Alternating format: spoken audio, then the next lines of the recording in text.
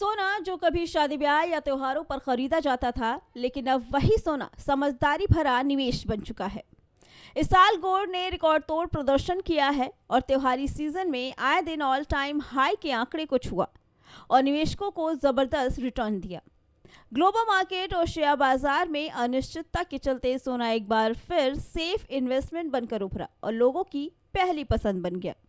लेकिन निवेशकों के मन में अक्सर ये सवाल उठता है कि आखिर अपने पोर्टफोलियो में कितना गोल्ड रखना चाहिए जिससे नुकसान से बचा जा सके।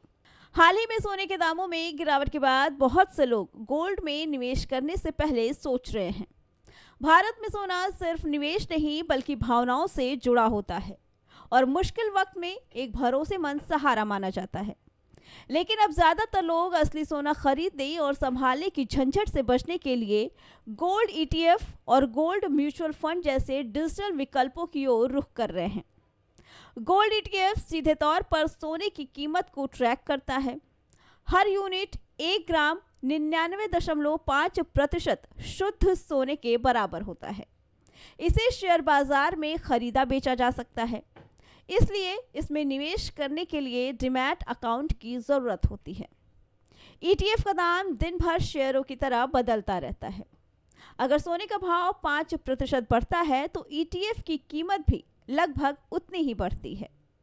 इसका फ़ायदा ये है कि इसमें चोरी या शुद्धता की कोई चिंता नहीं होती और ज़रूरत पड़ने पर इसे आसानी से बेचा जा सकता है। गोल्ड म्यूचुअल फंड उन लोगों के लिए आसान विकल्प है जिनके पास डीमैट अकाउंट नहीं है।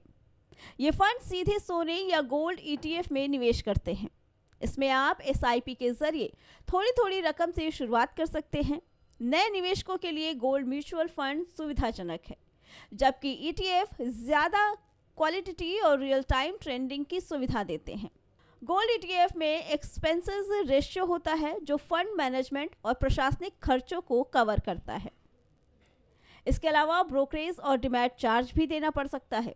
वहीं गोल्ड म्यूचुअल फंड का खर्च थोड़ा ज़्यादा होता है क्योंकि इसमें ईटीएफ का खर्च भी जुड़ा होता है और कभी-कभी एग्जिट लोड या डिस्ट्रीब्यूटर कमीशन भी लगता है।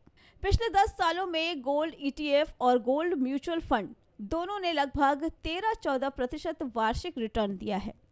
हालांकि गोल्ड ईटीएफ ने थोड़ा बेहतर प्रदर्शन किया क्योंकि इनके चार्जेस कम होते हैं।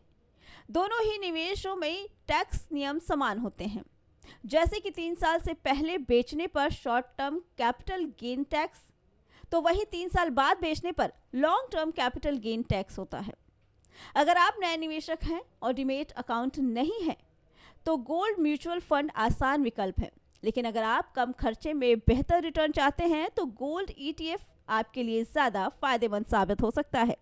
Bureau report, prime TV.